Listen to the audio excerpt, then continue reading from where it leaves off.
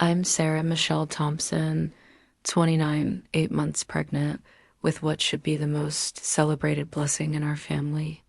My husband Jake and I tried for 3 years to conceive, enduring fertility treatments, heartbreak, and finally the miracle of IVF that gave us our little girl. But last Sunday at our baby shower, my mother-in-law Patricia pulled me aside and whispered the words that shattered everything.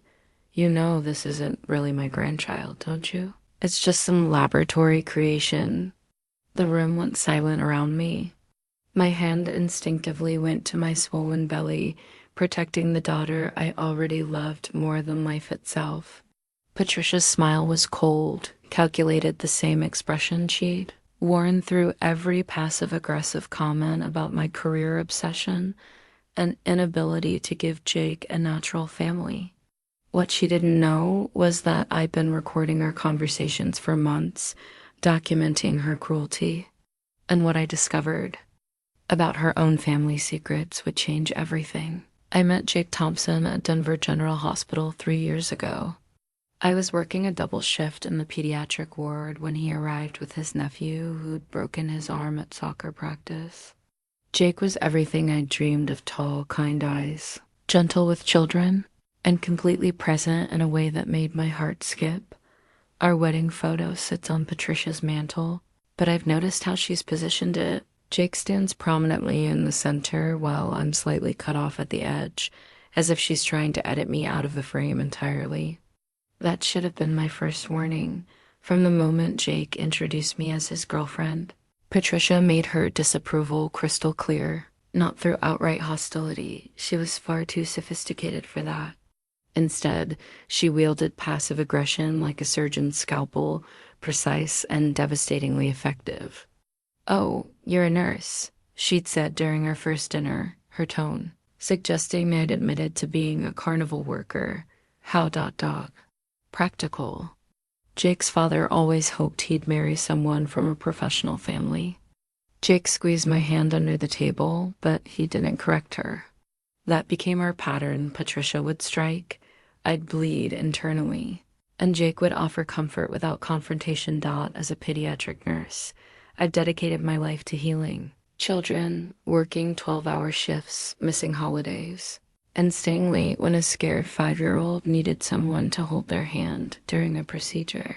But to Patricia, my career was just something I did until I could fulfill my real purpose as Jake's wife and mother to his children. "You work such long hours, dear," she'd comment whenever we canceled plans due to my schedule. "I hope you'll reconsider once you start a family. Children need their mother's full attention." The irony wasn't lost on me that Patricia had worked as a real estate agent throughout Jake's childhood, but somehow that was different.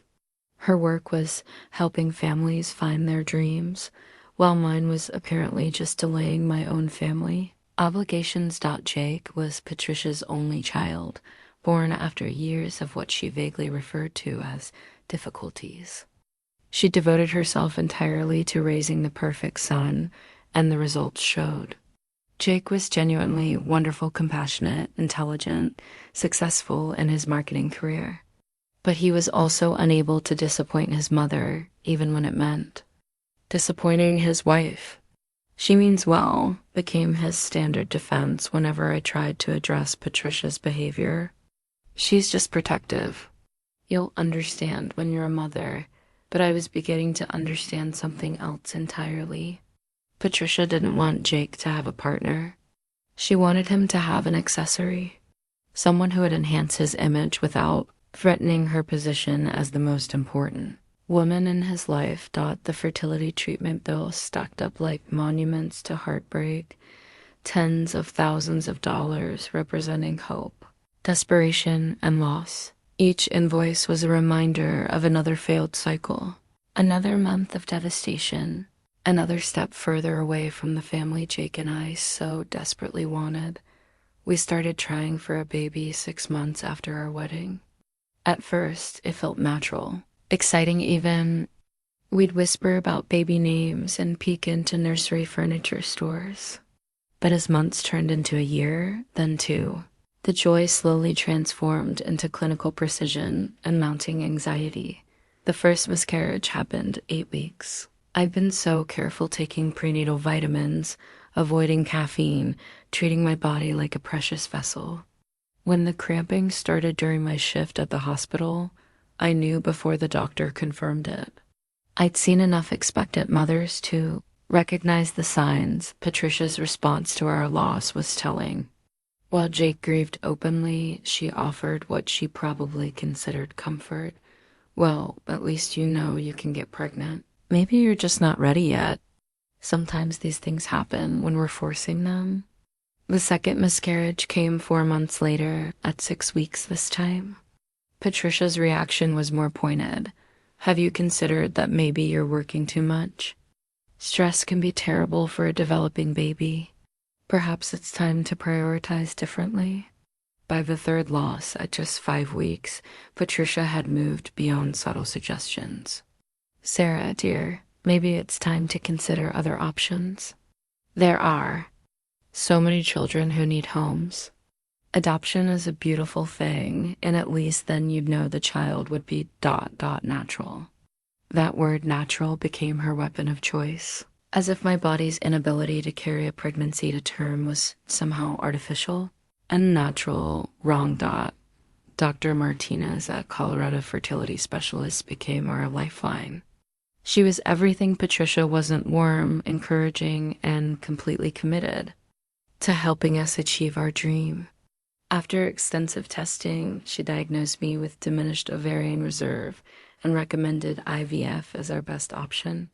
Your chances are good, Dr. Martinez assured us during our consultation. You're young, healthy, and we've identified the issue.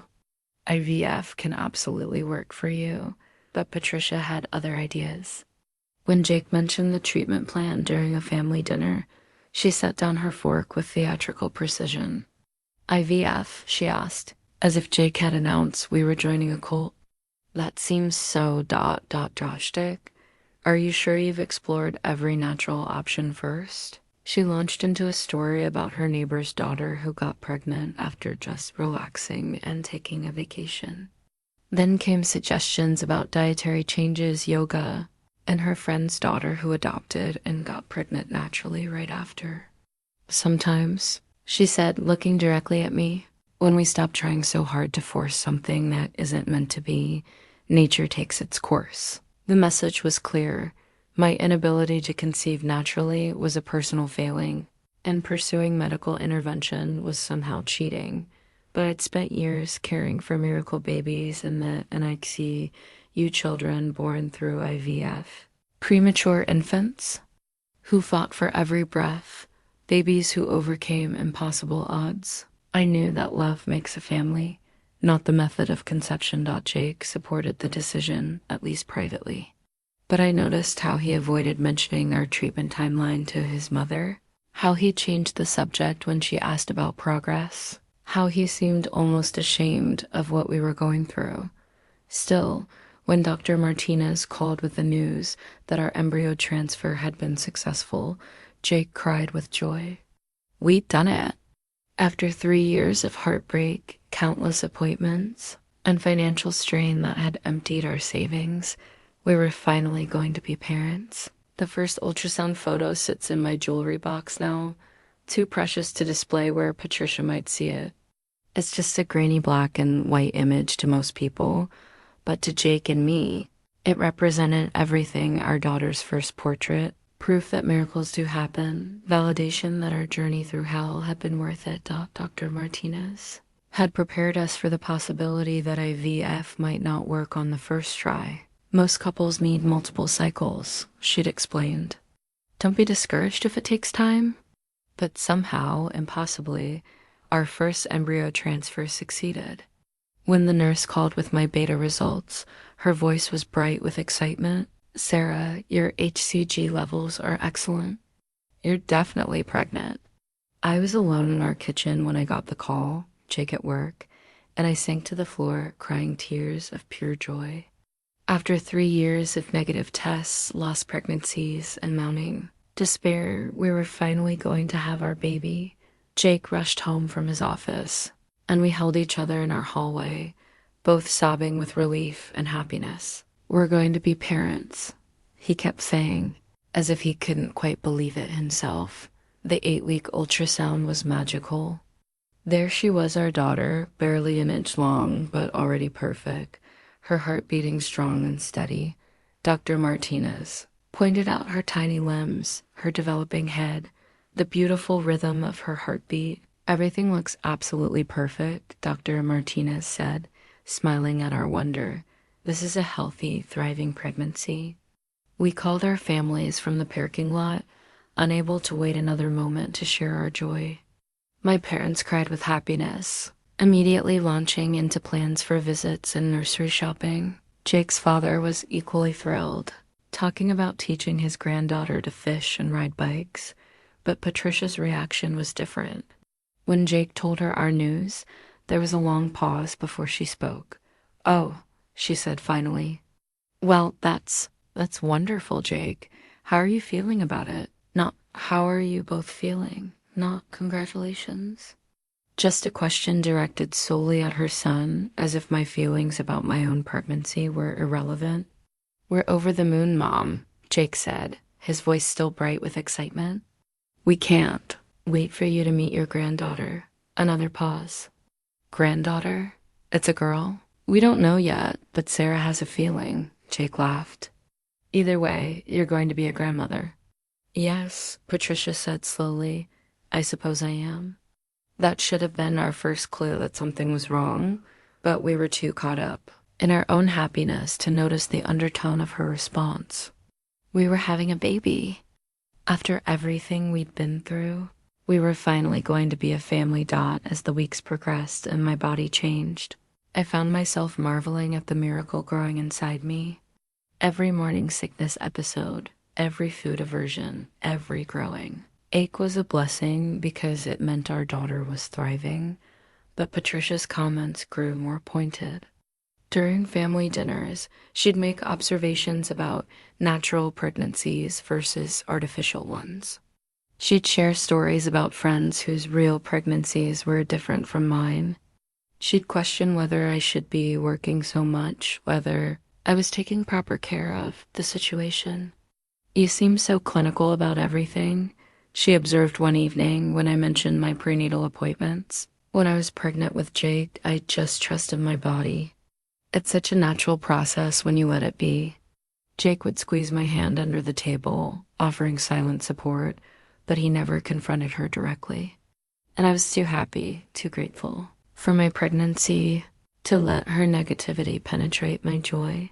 I should have paid more attention to her choice of words, her careful distance from my pregnancy, but I was blissfully focused on the future decorating the nursery, reading parenting books, feeling our daughter's first kicks. I had no idea that Patricia was already planning her assault on our happiness. Jake's text messages became my barometer for measuring his loyalty, and increasingly, I didn't like what they revealed. Conversations that should have been private between us somehow found their way back to Patricia, filtered through her perspective and returned to me as concerns. "Mom thinks you might be overdoing it at work," Jake would text after speaking with his mother. "Maybe you should consider cutting back hours. Patricia mentioned you seemed tired at dinner. Should we skip family events for a while? Mom's worried about the stress affecting the baby. What do you think?" Each message felt like a small betrayal. My husband, who should have been my strongest advocate, was instead serving as his mother's messenger, delivering her criticisms wrapped in the guise of caring concern. My friends from work noticed the change in our dynamic immediately. My baby shower at the hospital, the one my colleagues threw for me, they peppered Jake with good-natured questions about his excitement, his preparations for fatherhood, his plans for paternity leave. "You must be so proud," said Maria, one of the senior nurses. "Sarah's been glowing throughout this whole pregnancy. IVF babies are extra special. They're so wanted, so loved." Jake's smile faltered slightly. "Yeah, we single quotes we're very happy." "Your mom must be over the moon about becoming a grandmother," added Dr. Chun from pediatrics. She's adjusting to the idea, Jake said carefully. After my colleagues had gone home, Jake seemed distant, distracted. When I asked what was wrong, he shook his head. Nothing, just tired. But I caught him texting his mother, his thumbs moving quickly across the screen. When he noticed me watching, he put the phone away with a sheepish expression. Just updating Mom about the shower, he explained. The next day, Patricia called me directly, something she rarely did. Jake told me about your work shower, she said, her tone carefully neutral.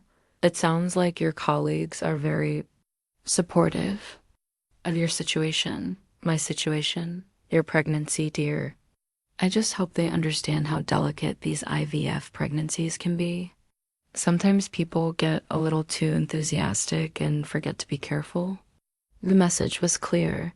My friend's celebration of my pregnancy was somehow inappropriate, too enthusiastic, potentially dangerous. And Jake had given her the ammunition to make that criticism. It wasn't just Patricia's direct comments that hurt, it was Jake's failure to defend me.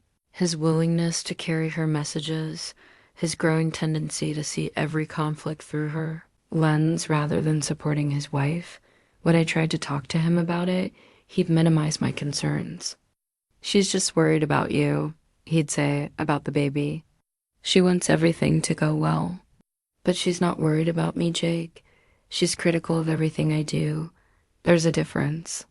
You're being too sensitive. Pregnancy hormones, maybe? That stung more than Patricia's comments. My own husband was dismissing my legitimate concerns as hormonal overreaction, just as his mother had taught him to do. My sister Amy noticed the tension during her visit from California. She'd always been protective of me, and she didn't hide her disapproval of the family dynamics she observed. Why does that woman act like Jake's pregnancy instead of yours? She asked after a particularly uncomfortable family dinner where Patricia had directed all her questions about the baby to Jake. She's just traditional, I said weakly. Traditional would be asking how you're feeling, what you need, how she can support you. This is something else entirely. Amy was right, but acknowledging it felt too painful. I was 8 months pregnant, exhausted, and emotionally vulnerable.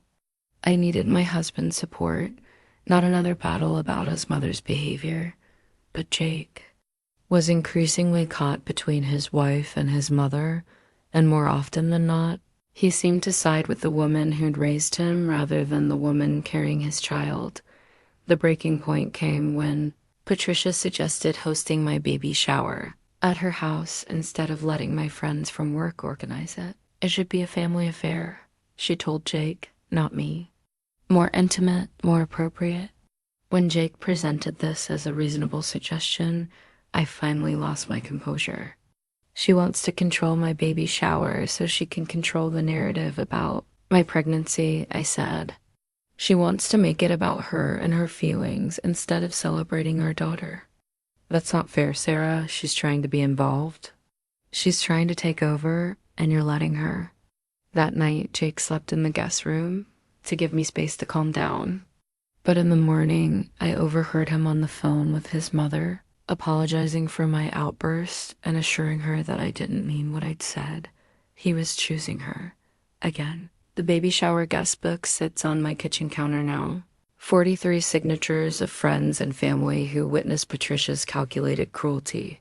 Each name represents someone who saw her true character revealed, someone who can never again pretend her behavior toward me is simply protective concern. Patricia got her way about hosting the shower at her house. Jake presented it as a compromise. My work friends could still organize the games and decorations, but the location would be more family-friendly. I was too exhausted at 36 weeks pregnant to fight anymore. The day started well enough. My mother had flown in from Phoenix. My sister Amy drove up from Colorado Springs. And several of my nursing colleagues arrived with beautifully wrapped gifts and genuine excitement. Patricia played the gracious hostess perfectly, directing people to the refreshment table and making small talk about due dates and baby preparations, but I should have noticed how she positioned herself. Patricia stationed herself near the gift table, commenting on each present as it was opened. When my friends from work gave us a high-tech baby monitor system, she remarked, "How modern. I suppose new mothers need all the help they can get these days." When my sister presented a hand-knitted blanket she'd been working on for months, Patricia fingered the soft yarn and said, "How sweet." Store-bought blankets are so much more practical, though. Easier to wash. Each comment was like a paper cut small, seemingly insignificant, but cumulatively devastating. The explosion came during the diaper cake presentation. My friend Maria from the pediatric ward had spent hours creating an elaborate display shaped like a castle, complete with tiny baby socks and onesies tucked between the layers. Everyone was oohing and ahhing over the creativity when Patricia made her move. "Sarah, dear," she said loudly enough for the entire room to hear, "could I speak with you privately for a moment?" My mother shot me a warning look, but I followed Patricia into her kitchen, assuming she needed help with refreshments or had a question about the gifts.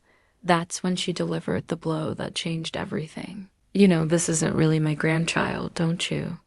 she said quietly, her voice sweet as poison. "It's just some laboratory creation. Jake deserves a real family, natural children. But I suppose this will have to do." The words hit me like a physical assault. My hand went instinctively to my belly, where our daughter was moving restlessly, as if she could sense the hostility directed at her, even from inside the womb. "What did you say?" I whispered, sure I must have misheard. "Oh, come now, Sarah. We both know this baby isn't really ours. It's artificial, manufactured. When people ask me about my grandchild, what am I supposed to say? That she was created in a petri dish by strangers?" The room around me seemed to tilt. This woman, who I'd tried so hard to please, who I'd endured years of passive-aggressive comments from, was telling me that my daughter, our miracle baby we'd fought so hard for, wasn't real, wasn't worthy of being called her grandchild. "This is my daughter," I said, my voice shaking. "Jake's daughter, your son's child." Patricia's smile was cold, triumphant, biologically, perhaps. But there's something to be said for natural conception, for children who are meant to be. This feels so forced. I stood there, 8 months pregnant and shaking with rage and hurt, while the woman who should have been celebrating my pregnancy instead dismissed my child as artificial, unworthy, not really part of the family. The worst part was her timing. She'd waited until I was surrounded by people who loved me, until I was at my most vulnerable, until backing down would mean explaining to 43 guests why I was suddenly crying. But I couldn't back down, not from this. Not when she was attacking my unborn daughter. "You're talking about your son's child," I said, my voice gaining strength. "About a baby who's wanted and loved and fought for." "About your granddaughter." "My granddaughter," Patricia repeated, her tone making it clear what she thought of that designation. The conversation continued for several more excruciating minutes, with Patricia elaborating on her theory that IVF babies were somehow different, less natural, not quite real children. She spoke about my pregnancy as if it were a medical experiment rather than the result of years of hope and determination.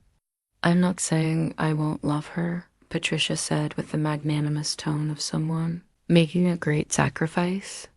"But it will be different, you understand. Special circumstances require special adjustments." When we returned to the living room, everyone could sense the tension. My mother's eyes immediately found mine, concern written across her face. Jake looked between his mother and me, confusion clouding his features. The rest of the shower passed in a blur of forced smiles and polite conversation. I opened gifts with trembling hands, accepted congratulations with a smile that felt painted on, and made appropriate responses to well wishes while Patricia's words echoed in my mind. My friends from work seemed to sense something was wrong, but the family members appeared oblivious to the undercurrent of tension. Patricia had returned to her role as gracious hostess, refilling drinks and encouraging people to try the cake, as if she hadn't just delivered a devastating attack on her unborn granddaughter. During the gift opening portion, Patricia's commentary continued its subtle assault. When we unwrapped a beautiful mobile for the nursery, she said, "How lovely." Though I've read that overstimulation can be a concern with these modern gadgets. When my mother presented us with a cherished family heirloom, a silver rattle that had been passed down for 3 generations, Patricia examined it with barely concealed disdain. How quaint. I hope it's been properly sanitized. Antiques can harbor all sorts of bacteria. But the most telling moment came when Maria gave a speech about the strength it takes to pursue fertility, treatments, and the special joy that comes with hard-won pregnancies. "Sarah and Jake, your daughter is going to know how much she was wanted, how much you fought for her. That's the most beautiful gift any child can receive." The room erupted in applause and tearful agreement, but I noticed Patricia's expression. Instead of pride or joy, she looked uncomfortable, almost annoyed by the celebration of our fertility journey. As guests began to leave, offering hugs and promises to visit after the baby arrived. I felt emotionally battered, but also strangely clear about what had happened. Patricia hadn't just been rude or inappropriate, she had revealed her fundamental rejection of my daughter based solely on the circumstances of her conception. My sister Amy was the last to leave, and she pulled me aside as Jake helped carry gifts to our car. "What happened in the kitchen?" she asked quietly. "You looked like you'd seen a ghost when you came back out." I couldn't bring myself to repeat Patricia's exact words, but I told Amy enough for her to understand the severity of what had occurred. "That's not normal family tension," Amy said, her voice tight with anger. "That's cruel, calculated, and completely unacceptable. You can't let her talk about your baby that way." "What choice do I have? She's Jake's mother." "You have every choice in the world," Amy said firmly. "You're about to be a mother yourself, and your first job is protecting your child from anyone who would hurt her, even if that person is related to her." That night, as I lay in bed feeling my daughter's movements and trying to process what had happened, I made a decision. I couldn't let Patricia's poison continue to seep into our family. I couldn't allow her to plant seeds of shame and inadequacy in my daughter's mind about her origins. It was time to start fighting back. It was time to start protecting my child, even if her father wasn't ready to do the same. And it was time to document exactly what Patricia was saying so that no one could later claim I was being oversensitive or dramatic. Our daughter deserved to be celebrated for exactly who she was. And I was going to make sure she received nothing less than complete acceptance and love. Even if it meant going to war with her grandmother to get it. My smartphone became my secret weapon, loaded with a voice recording app that would capture Patricia's cruelty for posterity. The morning after the baby shower, I downloaded 3 different recording applications, tested their quality, and chose the one with the clearest audio and largest storage capacity. I wasn't being paranoid, I was being strategic. After months of Jake dismissing my concerns as pregnancy hormones or oversensitivity, I needed proof of what Patricia was really saying when he wasn't around to hear it. The opportunity came sooner than expected. 3 days after the shower, Patricia called to invite me to lunch, just the 2 of us. "I think we need to clear the air," she said sweetly, woman to woman. I agreed, slipping my phone into my purse with the recording app already activated. We met at her favorite restaurant, an upscale bistro where she could maintain her image as the caring mother-in-law taking her pregnant daughter-in-law to lunch. She waited until our salads arrived before launching her attack. "I hope you weren't too upset by our conversation at the shower," she began, her tone suggesting I'd been unreasonably emotional. "I was just being honest about the situation." "The situation being my pregnancy?" I asked carefully. "Well, yes. I mean, let's be realistic, Sarah. This isn't exactly a natural pregnancy, is it? You had to use science to get pregnant, doctors and procedures, and artificial intervention. That's just the truth. My phone was recording every word, capturing the dismissive tone, the calculated cruelty disguised as concern. IVF is a medical treatment, I said evenly, like treating cancer or diabetes. Medical science helping people who need it. Patricia waved her hand dismissively. It's not the same thing at all. Cancer treatment saves lives. This is just manufacturing babies for people who aren't meant to have them naturally. The recording continued as she elaborated on her theory that infertility was nature's way of preventing certain people from reproducing, that IVF was playing God, and that children conceived this way would never be quite the same as real children. I'm not saying I won't love her, Patricia said, referring to my daughter. But it will be different, you understand. Special circumstances require special adjustments. Over the following weeks, I collected hours of audio evidence. Patricia seemed to feel safe unleashing her true feelings when Jake wasn't present. As if she knew I had no way to prove what she was saying, she told me that IVF babies were more likely to have developmental problems, completely false information she'd apparently gotten from internet forums. She suggested that my pregnancy wasn't as meaningful as natural pregnancies because I hadn't earned it through normal conception. She even implied that my daughter might not bond with us properly because she'd been artificially created. Each conversation was more devastating than the last, but I kept recording. I documented her suggestion that we should consider giving the baby up for adoption to a family that could love her properly. I captured her comments about how Jake deserved better and how this pregnancy was settling for him. The most damaging recording came during a conversation about our daughter's future. Patricia actually said, when people ask about my grandchildren, I'll have to explain that this one is ... different, artificial. I hope Jake has real children someday.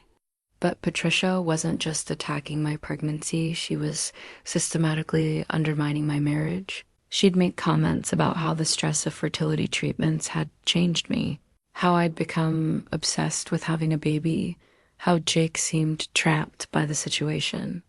He's such a good man, she said during one particularly brutal conversation. He'd never leave you while you're pregnant, no matter how he really feels. That's just the kind of person he is. The implication was clear. Jake was staying with me out of obligation, not love. That once the baby was born, he might realize he'd made a mistake. Each recording session left me emotionally drained, but more determined. This wasn't just about documenting Patricia's cruelty anymore. It was about protecting my family from a woman who was actively trying to destroy us. I began to see patterns in her behavior, tactics she'd probably used before. She'd isolate me from Jake, plant seeds of doubt about my worthiness, and position herself as the only person who truly understood his needs. She was methodically dismantling my confidence as a wife and mother-to-be, all while maintaining her public image as a concerned mother-in-law. But now I had proof. Hours of audio evidence that revealed Patricia's true character, her real feelings about my pregnancy, and her active campaign to undermine my marriage. The question was, what was I going to do with it? Patricia's old medical records, yellowed with age and tucked away in a forgotten file cabinet, revealed the hypocrisy that would change everything. The documents dated from 1993 to 1995 told a story. Patricia had spent decades hiding her own desperate journey through infertility and the IVF treatment that resulted in Jake's birth. My discovery was entirely accidental. Jake had asked me to help his parents clean out their basement storage room, claiming it would be good light exercise during my final weeks of pregnancy. Patricia seemed reluctant but couldn't object without appearing unreasonable. While sorting through boxes of old financial documents and memorabilia, I found a medical file wedged behind Jake's baby pictures. The tab was labeled P. Thompson, Reproductive Health, 1993 to 1995. In Patricia's careful handwriting, my hands shook as I opened the folder, revealing a treasure trove of documentation that Patricia had clearly intended to keep secret forever. Insurance forms from Colorado Reproductive Medicine, those for fertility medications, ultrasound reports, treatment schedules, and most damning of all, detailed records of multiple IVF cycles. According to the documents, Patricia had suffered through 4 miscarriages between 1991 and 1993. The medical notes described her condition as unexplained infertility with recurrent pregnancy loss, almost identical to my own diagnosis. She'd tried fertility drugs, intrauterine insemination, and finally, in desperation, IVF.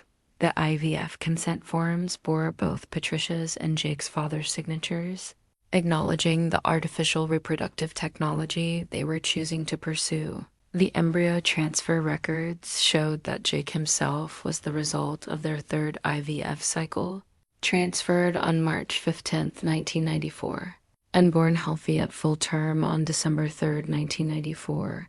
Jake was an IVF baby, the golden child Patricia cherished above all else, the son whose natural superiority she constantly proclaimed, had been conceived through the exact same procedure she now condemned as artificial and unnatural, but the medical records revealed even more devastating details. Patricia had undergone 5 IVF cycles total, with only 1 successful pregnancy. Jake, the other attempts had resulted in failed transfers, early miscarriages, and chemical pregnancies. The emotional toll was documented in counseling notes that described her obsession with achieving pregnancy and difficulty accepting infertility diagnosis. One psychiatric evaluation from 1993 noted, patient exhibits signs of depression and anxiety related to fertility struggles. She expresses feelings of inadequacy and failure as a woman. Strongly recommends continued counseling support throughout treatment process. The irony was overwhelming. Patricia, who had attacked me for being obsessed with having a baby, had undergone years of fertility treatments herself. She who questioned my worthiness as a mother had needed medical intervention to conceive her own child. She who dismissed IVF as artificial had literally created her beloved son through the same procedure. I photographed every document with my phone, my hands trembling with a mixture of outrage and vindication. This wasn't just about exposing Patricia's hypocrisy, it was about protecting my daughter from a grandmother who was projecting her own shame and self-hatred onto our family. The counseling notes were particularly revealing. Patricia had apparently struggled with accepting her infertility, viewing it as a personal failure and a shameful secret. One session note from April 1994 read, patient concerned about stigma of IVF pregnancy. Wants to keep treatment private from family and friends. Worried that others will view her child as artificial or less than. Another note from later that year stated, patient has decided not to disclose IVF treatment to anyone, including extended family. Plans to tell people she conceived naturally. After relaxing and trying less hard, shows continued shame about fertility treatment. The pattern was clear. Patricia had internalized the stigma around fertility treatments so deeply that she'd spent 30 years living a lie, pretending Jake was naturally conceived while harboring deep shame about the medical intervention that made his birth possible. Now she was projecting that shame onto me and my daughter, but there was more. Hidden among the medical records were personal notes and Patricia's handwriting, apparently journal entries she'd kept during treatment. One entry, dated during her successful cycle, read, 3rd transfer today. Please let this baby stick. I can't take another failure. Robert is being supportive, but I know he's losing hope too. I just want to be a mother. Is that too much to ask? Another entry, written after Jake's birth, revealed her relief and continued secrecy. He's perfect, beautiful and healthy in ours. No one needs to know how he was conceived. That's our private business. He'll grow up knowing he was wanted and loved, not that we had to fight science to get him. The final entry in the file, written when Jake was about 6 months old, showed Patricia's resolution to bury the truth forever, threw away all the fertility books and pamphlets today. This chapter of our lives is over. Jake will never know what we went through to have him. Some things are better left in the past. But Patricia hadn't thrown away everything. She'd kept these medical records for 30 years, hidden but preserved, as if some part of her couldn't completely erase the reality of her experienced dog. As I carefully returned the documents to their folder and replaced it in the filing cabinet, I felt a complex mixture of emotions. Part of me felt sorry for the young woman Patricia had been desperate, ashamed and struggling with the same fears I'd faced. But mostly I felt fury at the older woman she'd become, someone who had taken her own pain and used it as a weapon. Against her daughter-in-law and grandchild, Patricia knew exactly what we'd been through because she'd been through it herself. Every cruel comment about artificial conception, every dismissal of IVF as unnatural, every suggestion that my daughter wasn't real, all of it came from a woman who had literally walked the same path. The hypocrisy was staggering. But more than that, it was cruel beyond measure. Patricia was attacking my child for the circumstances of her conception while hiding the fact that her own beloved son had been conceived under identical circumstances. I had the evidence now. The question was how to use it. Jake's childhood photos told a story of obsessive control disguised as devoted motherhood. Album after album revealed Patricia's suffocating attention to her miracle IVF son, her determination to craft the perfect child who would justify all, the pain and secrecy she'd endured to conceive him.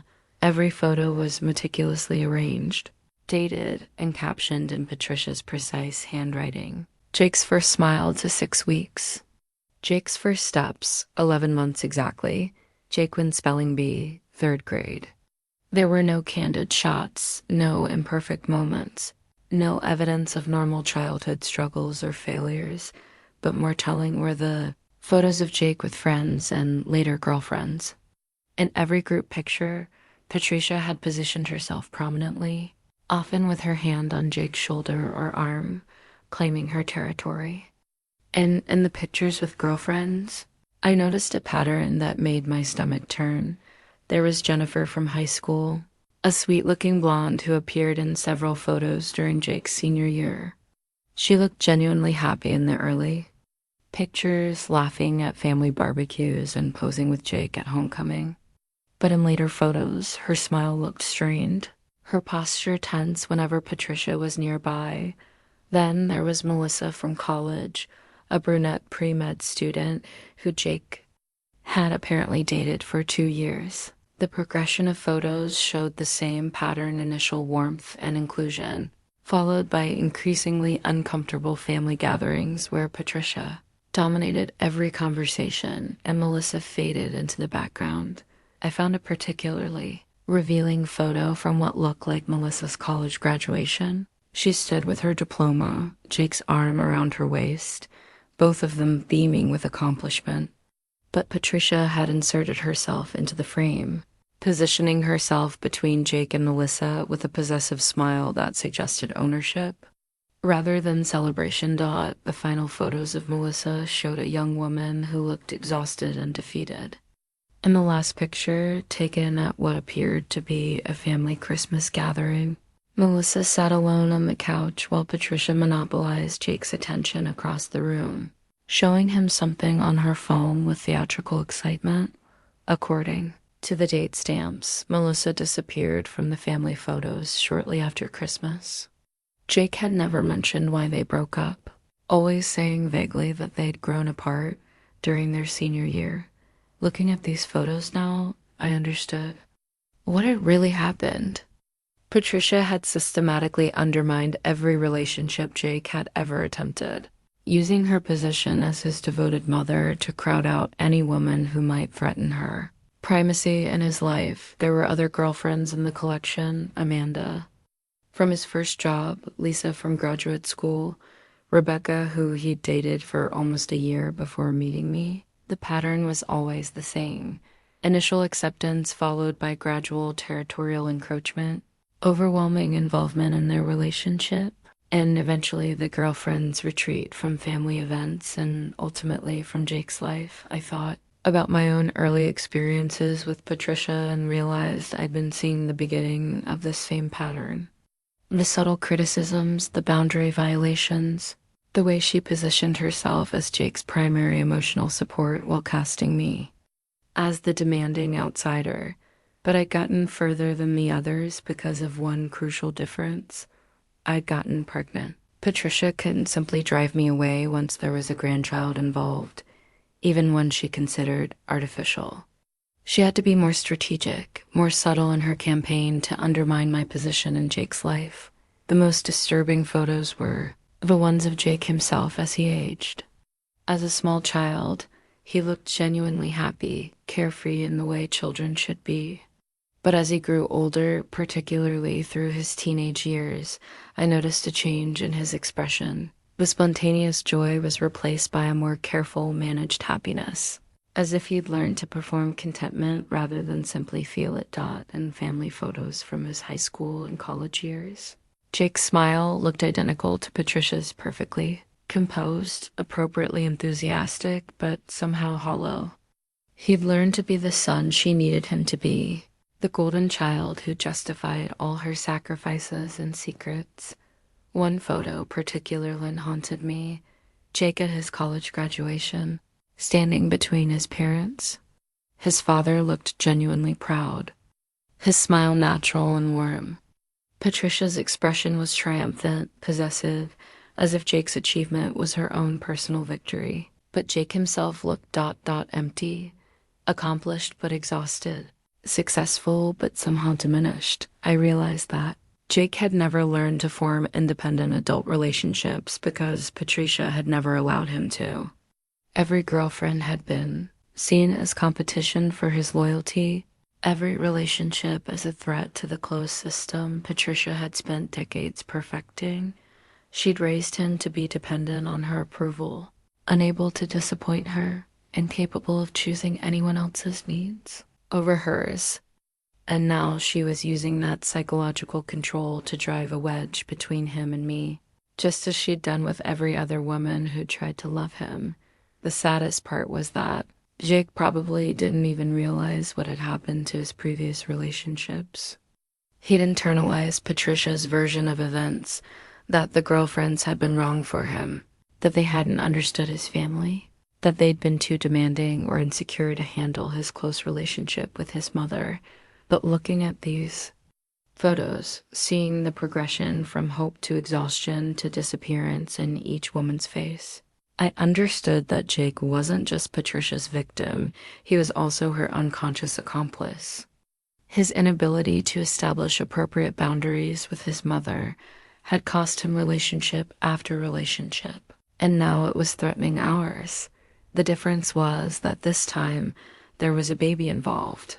This time, Patricia's campaign wasn't just about maintaining her position as the primary woman in Jake's life. It was about determining whether my daughter would be accepted as a legitimate member of the family or dismissed as an artificial intrusion. And this time, I wasn't going to disappear quietly into the background like the others.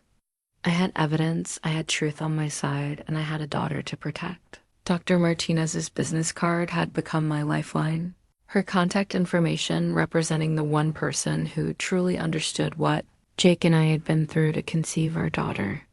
When I called her office requesting an emergency appointment, her receptionist somehow squeezed me in that same afternoon.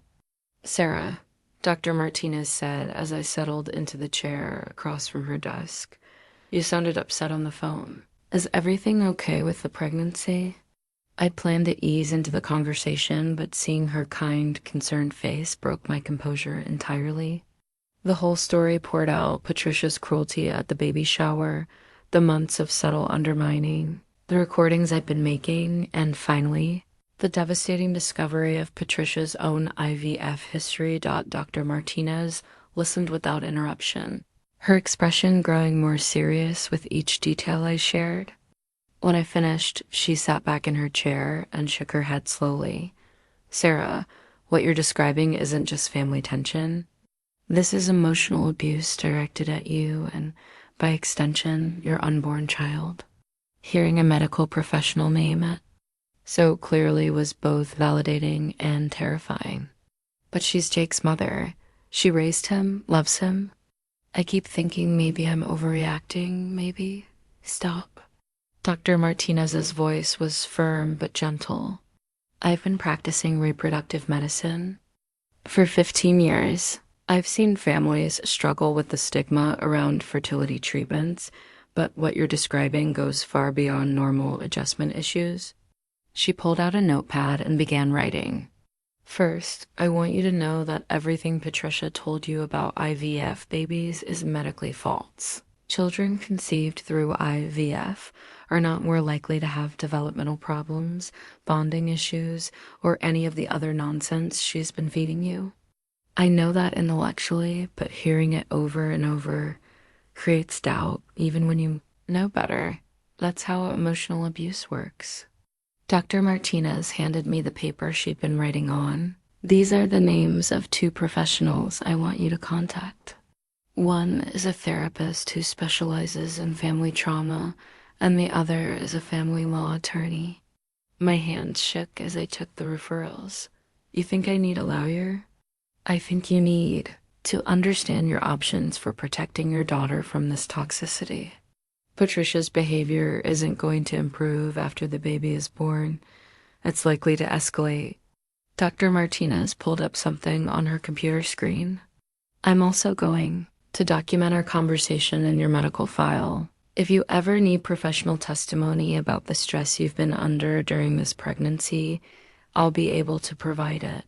She turned back to me, her expression serious. Sarah, I need you to understand something. Patricia's rejection of your daughter based on her conception method is not just cruel.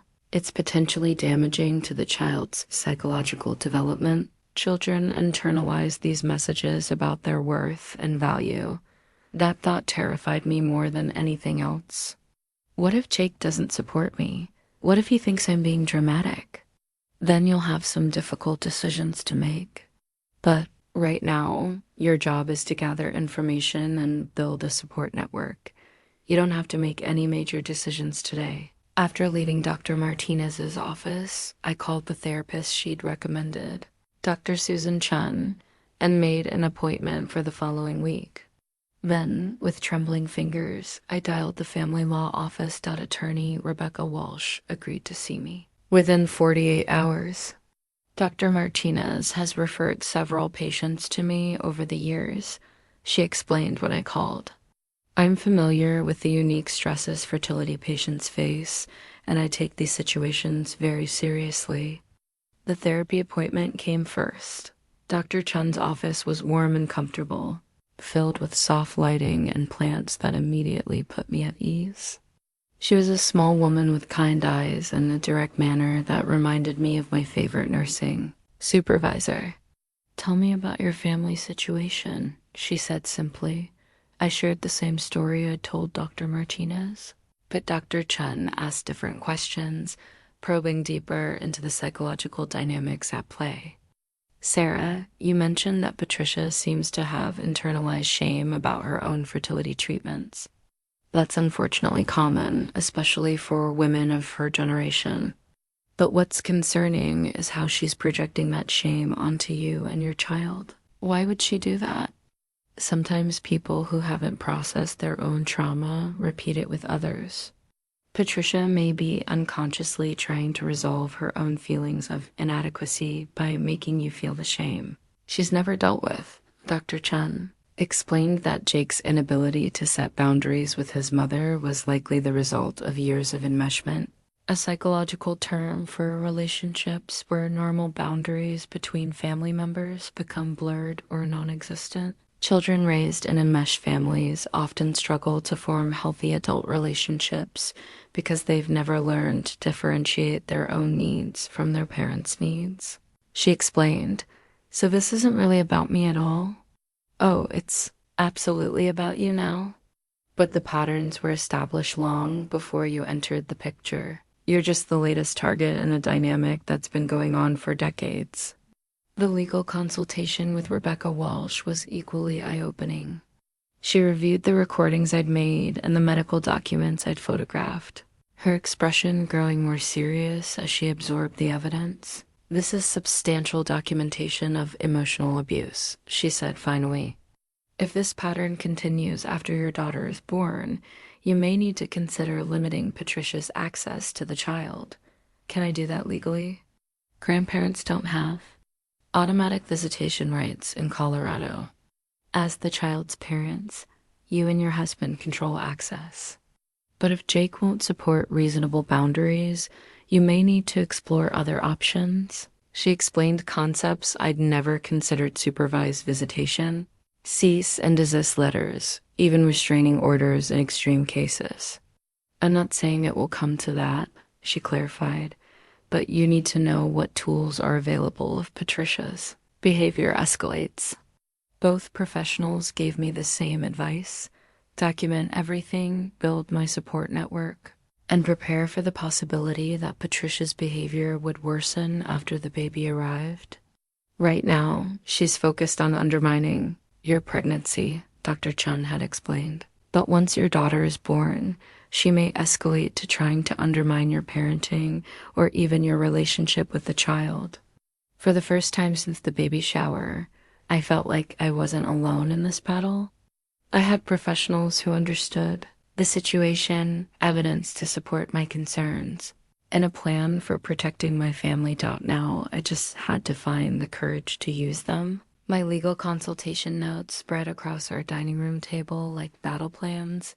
Rebecca Walsh's careful handwriting outlining strategies for protecting my family from Patricia's psychological warfare. At 38 weeks pregnant, I was running out of time to address this situation before our daughter arrived. Rebecca had been thorough in explaining my options, but she'd also been clear about the challenges I faced. "The strongest position you can be in is with your husband's full support," she'd emphasized. "Family court judges prefer to see parents working together to establish appropriate boundaries with extended family." The problem was that Jake still didn't fully understand the severity of Patricia's behavior. He'd witnessed some of her comments, but had never heard the private conversations I'd been recording, never seen the medical records proving her hypocrisy, never fully grasped the systematic nature of her campaign against our family. I spent a sleepless night organizing my evidence into a coherent presentation. The recordings were the most damaging hours of audio revealing Patricia's true feelings about my pregnancy, her dismissal of our daughter as artificial, and her active attempts to undermine my marriage. But the medical records provided crucial context, showing that her attacks on AVF came from someone who had undergone the exact same treatment. My plan was simple but risky: present everything to Jake at once, forcing him to confront the full scope of his mother's deception. Rebecca had warned me that this approach could backfire if Jake felt ambushed or manipulated, but I couldn't continue living with this secret while Patricia escalated her attacks. I chose a Sunday morning when we were both rested and had no plans. Jake was reading the newspaper in our living room, occasionally reaching over to feel the baby kick when she was particularly active. "Jake, we need to talk about your mother," I said, settling beside him on the couch with my laptop and phone. Immediately tensed. "Sarah, please, you're about to give birth. Can't we deal with family drama after the baby comes?" "That's exactly why we need to deal with it now, before she's born. Before Patricia has the chance to treat our daughter the way she's been treating me." I started with the recordings, playing them in chronological order. Jake's face went through a series of expressions: confusion, disbelief, recognition, and finally a deep, pained understanding. The recording from our lunch where Patricia called our daughter a laboratory creation made him visibly flinch. When she suggested that IVF babies weren't natural, and that Jake deserved real children. He actually stood up and started pacing. "This can't be real," he said. "She wouldn't say these things. You must have taken them out of context, or Jake." Listen to her voice. Listen to how calculated this is. This isn't heat of the moment emotion. This is deliberate cruelty. The recording where Patricia suggested we consider adoption because our daughter would be different and artificial finally broke through his denial. Jake stopped pacing and sank back onto the couch, his head in his hands. "My God, Sarah, I had no idea. She's been saying this stuff when I'm not around for months, and it gets worse." I showed him the medical records next, explaining how I'd found them and what they revealed about Patricia's own fertility struggles. Jake studied the documents with growing amazement, reading his own embryo transfer records, seeing his mother's signatures on IVF consent forms. "I'm an IVF baby," he whispered. "You're an IVF baby who she spent 30 years pretending was conceived naturally. She's been lying about your origins your entire life while attacking our daughter for being conceived the exact same way." The psychological evaluation notes hit him hardest, particularly the entries about Patricia's shame and her determination to keep the truth secret. "She was ashamed of how I was conceived," he said quietly. "Ashamed enough to lie about it for 3 decades. And now she's projecting that shame onto her daughter, making her baby carry the burden of her unresolved feelings about fertility treatment." I could see Jake processing the implications, understanding finally that this wasn't about family tension or personality conflicts. This was about a woman who had never dealt with her own trauma and was now inflicting it on the next generation. "What do we do?" he asked finally. I pulled out Rebecca Walsh's notes and Dr. Chun's recommendations. "We set boundaries, real ones with real consequences. We make it clear that attacking our daughter or undermining our family will result in limited access to both of us." Jake looked overwhelmed. "She's my mother, Sarah. Despite everything, she loves me. She raised me. I know she loves you.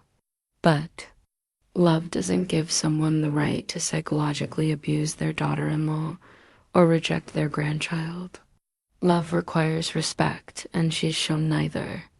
We spent the rest of the morning crafting what Rebecca had called a boundary letter, a written document outlining our expectations for Patricia's behavior and the consequences for violating those boundaries. The letter was direct but not vindictive. We acknowledged Patricia's pain around fertility issues, but made clear that projecting that pain onto our family was unacceptable. We outlined specific behaviors that needed to stop the comments about IVF, the undermining of my pregnancy, the attempts to come between Jake and me. Most importantly, we established consequences. If Patricia continued her pattern of emotional abuse, she would have supervised visits with our daughter only. If she made disparaging comments about our child's conception, visits would be suspended entirely. "This feels so harsh," Jake said as we reviewed the final draft. "What feels harsh is having your mother tell you that your child isn't real while hiding the fact that you were conceived the same way. What feels harsh is being attacked for seeking medical treatment to have the family you desperately wanted." Jake nodded slowly. "You're right. This is hard. Seeing her this way, understanding what she's really been doing. I know it's hard, but we have a daughter to protect now. She can't grow up hearing that she's artificial or less than because of how she was conceived." We decided to deliver the letter in person together at the next family dinner. It would give Patricia a chance to respond, to potentially change her behavior, or to reveal her true intentions once and for all. Either way, we'd finally know where we stood. Patricia's diary from 1993 to 1994, discovered tucked inside her medical files, revealed the desperate woman she'd once been, vulnerable, scared, and consumed by the same fears I'd experienced during my own fertility journey. Her private thoughts, written in careful cursive on pages now yellowed with age, painted a picture of suffering that made her current cruelty even more incomprehensible. The first entry, dated February 14th, 1993, set the tone. Another Valentine's Day, another negative. Pregnancy test. Robert bought me flowers and pretended everything was fine, but I saw the disappointment in his eyes. 3 years of trying and nothing. The doctor says we should consider more aggressive treatment, but the thought terrifies me. What if we're just not meant to be parents? Entry after entry documented her emotional descent into obsession and despair. She wrote about avoiding baby showers, hiding from pregnant coworkers, and feeling like a failure as a woman. The pain jumped off the pages, raw and immediate, even 30 years later. March 22nd, 1993, another miscarriage, the third one. I don't know how much more of this I can take. Robert says we should talk to the fertility specialist again, but I'm scared of what they'll tell us. Scared of the procedures, the costs, the judgment. Nancy from book club was talking about her neighbor who did artificial insemination, and the way she said it like it was something shameful, unnatural. I can't bear the thought of people talking about us that way. The stigma around fertility treatments was clearly much stronger in the early 1990s, and Patricia had internalized every negative message. She wrote about feeling like she was broken, defective, and less of a woman because she couldn't conceive naturally. April 15th, 1993, saw Dr. Harrison today about IVF. The procedure sounds so clinical, so artificial. They take your eggs, fertilize them in a dish, then put them back. It feels wrong somehow, like we're playing God, but I want a baby so desperately. Robert says we should try it, but I'm terrified. What if it doesn't work? What if it does work, but the baby isn't normal? Her fears were heartbreaking and familiar. I recognized my own anxiety in her words, the same questions I'd asked Dr. Martinez, the same terror about whether medical intervention was somehow cheating nature. But Patricia's shame went deeper than medical anxiety. She was consumed with what others would think, how she would explain a pregnancy achieved through IVF, whether her child would be viewed as legitimate. May 30th, 1993. First IVF cycle failed. I cried for 2 days straight. Robert held me and said we'd try again, but I can see this is wearing on him too. The worst part is pretending everything is fine when people ask about children. I've started avoiding family gatherings because I can't stand the questions anymore. The failed cycles continued through 1993, each one documented with increasing desperation. Patricia wrote about the hormonal mood swings, the financial strain, and the growing isolation from friends and family who didn't understand what she was going through. October 12th, 1993, third cycle failed. I'm starting to think this is God's way of telling us we're not meant to be parents. Maybe there's something wrong with me fundamentally, something that makes me unfit for motherhood. Robert suggested adoption, but I can't bear the thought of admitting defeat so publicly. What struck me most was how similar her experience had been to mine, yet how differently we'd processed it. Where I found strength in the medical team supporting us and pride in fighting for our dream, Patricia had found only shame and secrecy. The entry documenting her successful cycle was both triumphant and tinged with anxiety. March 15th, 1994, transfer day. 2 beautiful embryos going back where they belong. Dr. Harrison says they look perfect, strong cell division, good grades. I'm trying to stay positive, but I'm terrified of getting my hopes up again. Robert squeezed my hand during the procedure and whispered that this was our time. Please, God, let him be right. 2 weeks later, March 29th, 1994, pregnant. The blood test came back positive and my levels are strong. I can barely believe it. After everything we've been through, it's finally happening. But I'm scared to tell anyone yet. What if something goes wrong? What if people ask questions about the timing? The pregnancy progressed, but Patricia's anxiety about disclosure intensified rather than diminished. April 20th, 1994, told my mother about the pregnancy today. She was thrilled, but immediately started asking about conception dates and whether we'd been trying anything special. I lied and said we'd just relaxed and stopped thinking about it. The guilt felt terrible, but I can't bear the thought of explaining the truth. May 15th, 1994, Robert and I decided we're never telling anyone about the IVF. It's our private business.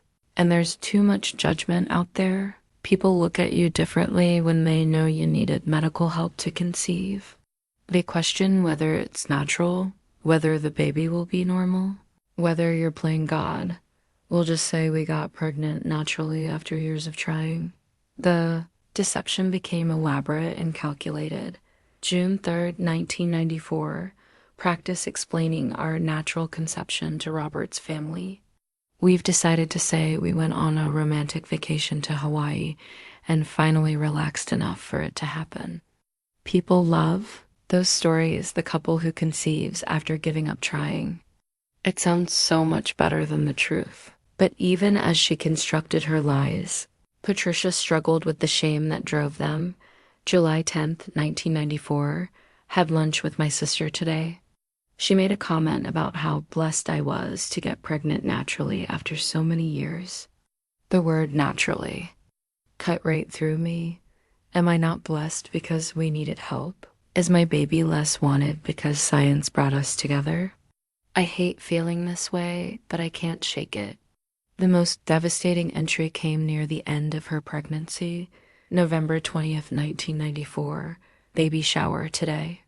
Everyone kept talking about how meant to be this pregnancy was how wonderful that it happened naturally after we stopped trying so hard. I smiled and agreed, but inside I felt like a fraud. This baby is the most wanted child in the world. We fought for 3 years and spent thousands of dollars to bring him into existence. But apparently that makes him less natural, less blessed, less legitimate in people's eyes. After Jake's birth, the entries revealed Patricia's determination to bury the truth forever. December 5th, 1994, he's perfect. Absolutely perfect. 8 pounds, 2 ounces of beautiful, healthy baby boy. When I hold him, all the pain and struggle melts away. No one will ever know what we went through to get him here. That's our gift to him. He'll grow up believing he was conceived in love, not in a laboratory. The final entry in the diary, written when Jake was 6 months old, showed Patricia's complete commitment to the deception. June 15th, 1995, threw away all the fertility medication bottles today. Burned the IVF paperwork except for the medical records, keeping those locked away just in case we ever need them medically. Jake will never know he was conceived any differently than other children. Some secrets are worth keeping forever. Reading these entries, I felt a complex mix of emotions. The young Patricia who wrote these words was someone I could understand, even empathize with. Her pain was real, her fears comprehensible for someone facing fertility, treatments in a less accepting era, but somewhere between that vulnerable young woman and the cruel mother-in-law who attacked my pregnancy, Patricia had transformed her shame into weapon. Instead of processing her trauma and growing from it, she'd spent 30 years living a lie that had apparently poisoned her ability to accept other people's fertility journeys. The most tragic part was that Jake had no idea. He'd grown up believing he was naturally conceived, never knowing his parents had fought the same battles Jake and I had faced. Patricia's determination to protect him from the shame of IVF had robbed him of understanding his own origins and left him unprepared to support his wife through similar struggles. But now the truth was documented, undeniable, and ready to be revealed. Patricia's own words would expose not just her hypocrisy, but the depth of self-hatred that had driven her to attack my family. The question was whether confronting her with her own diary entries would lead to healing and honesty, or whether it would push her to even more desperate measures to protect the lies she'd spent 3 decades constructing. Jake's hands trembled as he read his mother's diary entries, 30 years of deception unraveling with each page. I watched his face transform from confusion to recognition to a deep, wounded understanding of everything he'd believed about himself and his family. "She wrote this when she was pregnant with me?" he asked, his voice barely above a whisper, every word. "She documented her entire journey through fertility treatments, including the shame and secrecy that drove her to lie about your conception?" He reread the entry about throwing away the fertility medications and burning the paperwork, his expression growing more stricken with each detail. "She destroyed the evidence of how I was conceived, made sure I'd never know the truth, because she was ashamed of it. And now she's projecting that shame onto her daughter." Jake set the diary down and looked at me with eyes full of pain and dawning awareness. My whole life, whenever anyone asked about my birth or commented on how I was such a miracle baby after my parents tried for so long, she'd smile and say I was conceived on their anniversary trip to Hawaii. She'd tell this romantic story about how they stopped trying so hard and just enjoyed each other. It was a complete fabrication designed to hide the truth. But why? Jake's voice cracked. Why was she so ashamed of IVF? Why couldn't she just be honest about what they went through? I thought about the diary entries, the cultural context of the early 1990s, the stigma Patricia had faced, because she internalized other people's judgment about fertility treatments. She believed that needing medical help to conceive made her less of a woman, made you less of a natural child. Jake stood up and began pacing, a habit he had inherited from his mother when stressed. "So she spent 30 years lying about my origins while attacking you for the exact same thing she went through. Not just attacking me, Jake, attacking her daughter, calling her artificial, suggesting she's not really your mother's grandchild, implying that she's somehow less legitimate because of how she was conceived." He stopped pacing and looked directly at me, the same way she apparently felt about me. The realization hit him like a physical blow. Jake sank back onto the couch, his head in his hands. "She's been projecting her own self-hatred about fertility treatments onto you and our baby, making you feel the shame she never dealt with herself, and using you as her weapon. Every time you defended her or minimized my concerns, you were helping her continue the cycle of shame she started 30 years ago." Jake was quiet for a long time, processing the implications. When he finally spoke, his voice was different, stronger, more determined. "The girlfriend photos," he said suddenly. "What? Jennifer, Melissa, Amanda, all the women I dated seriously. They all started pulling away after spending time with my family. I always thought they couldn't handle how close Mom and I were, but now I'm wondering whether she was undermining your relationships the same way she's been undermining ours." Jake nodded slowly. "Melissa used to say my mother made her feel unwelcome, like she was intruding on something private between Mom and me. I told her she was being oversensitive. Just like you told me I was being oversensitive about Patricia's comments. God, Sarah, how many relationships did she sabotage? How many women did she drive away because they threatened her control over me?" I reached for his hand.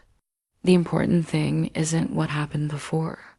It's what we do now, how we protect our daughter from inheriting this cycle of shame and secrecy." Jake squeezed my hand and looked at me with new clarity. "You've been dealing with this alone for months, haven't you? Recording her conversations, gathering evidence, trying to make me see what was really happening.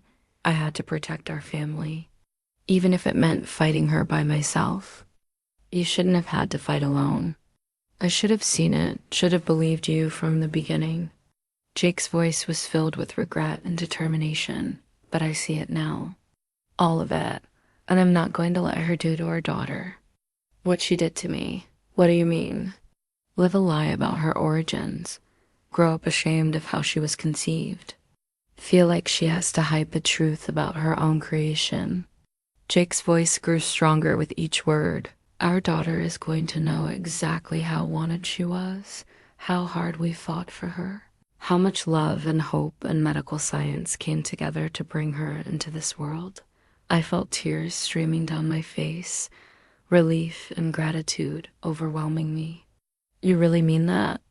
I mean every word. And more than that, I'm going to make sure my mother understands that her shame and secrecy end with her generation. Our daughter will never be made to feel artificial or less than because of how she was conceived. Jake picked up the boundary, letter we drafted, reading it again with new understanding. This isn't harsh enough, he said finally. What do you mean? We're giving her too many chances to change, too many opportunities to continue hurting our family.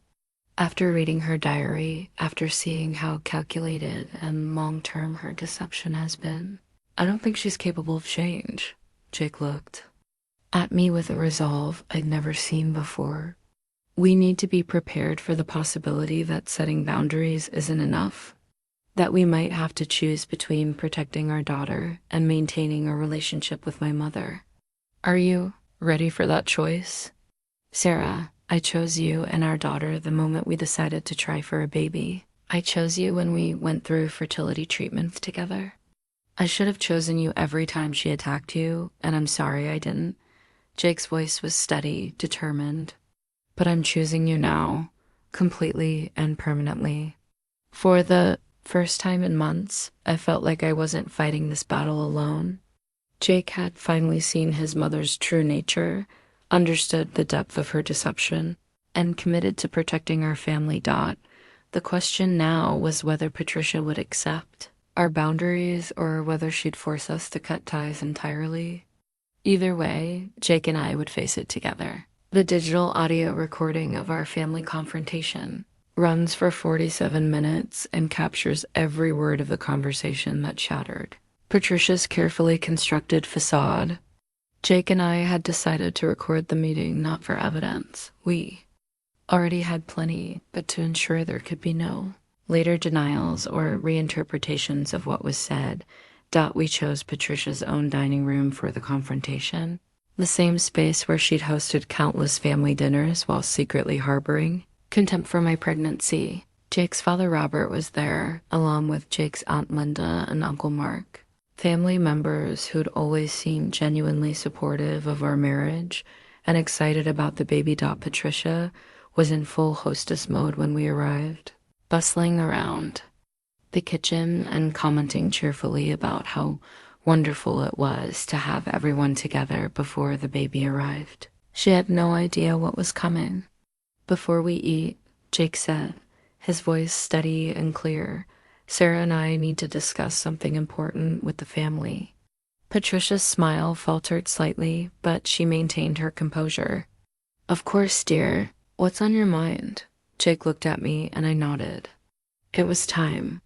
Mom, we've discovered some things about your behavior towards Sarah during her pregnancy that we need to address, Jake began.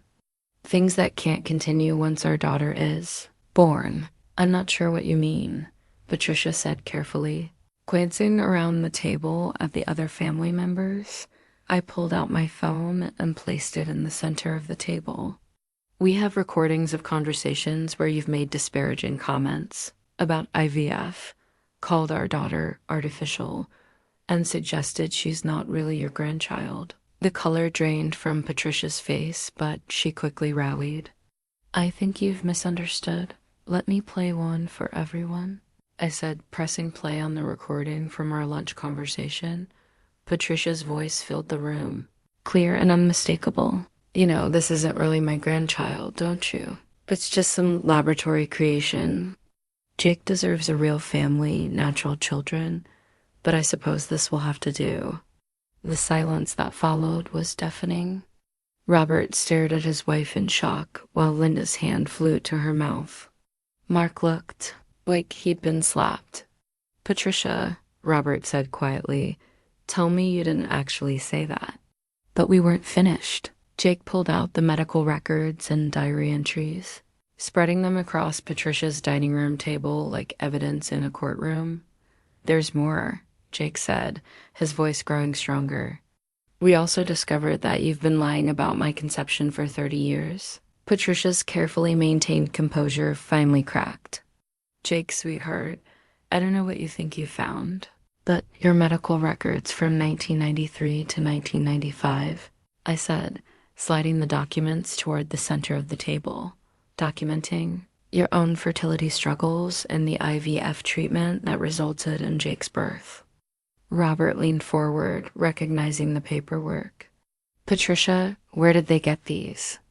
In your diary from the same period, Jake added, opening to a marked page, where you write about throwing away the evidence of my IVF conception and deciding to lie about it forever. Jake began reading aloud from his mother's own words. Jake will never know he was conceived any differently than other children. Some secrets are worth keeping forever. The room was completely silent except for Jake's voice as he continued reading entries about Patricia's shame, her fear of judgment, her decision to construct an elaborate lie about his conception. Robert's face went through a series of emotions: recognition, understanding, and finally, deep disappointment. Patricia, we agreed we'd tell him when he was older. We agreed the secrecy was temporary. You knew? Jake asked his father. Of course I knew.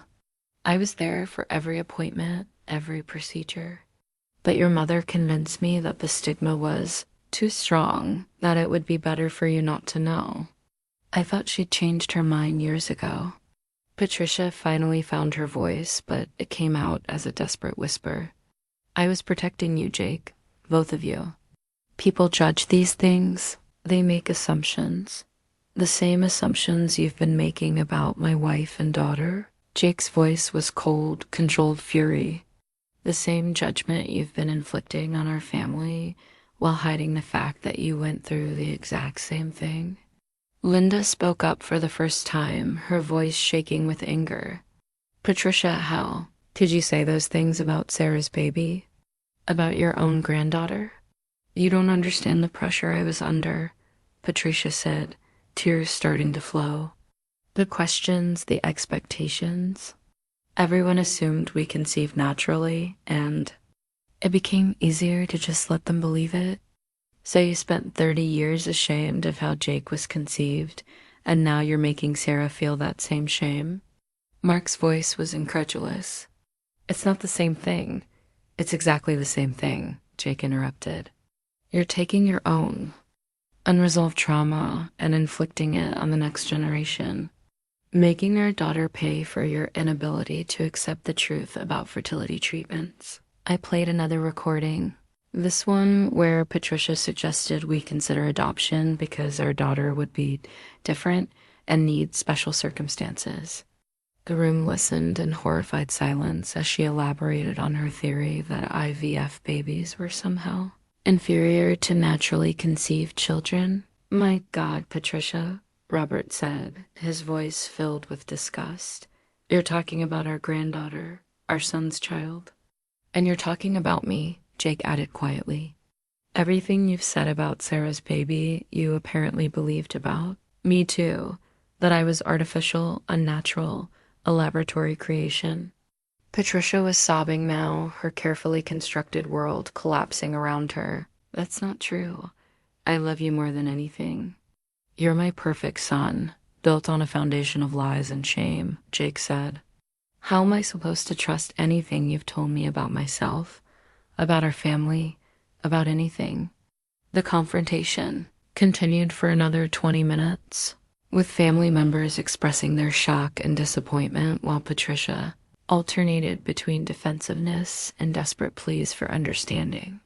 But the damage was done. Everyone had heard her cruelty, in her own voice, seen the evidence of her decades-long deception. Finally, Jake stood up. Sarah and I came here to give you a chance to apologize, to commit to changing your behavior, and to rebuild our relationship on a foundation of honesty.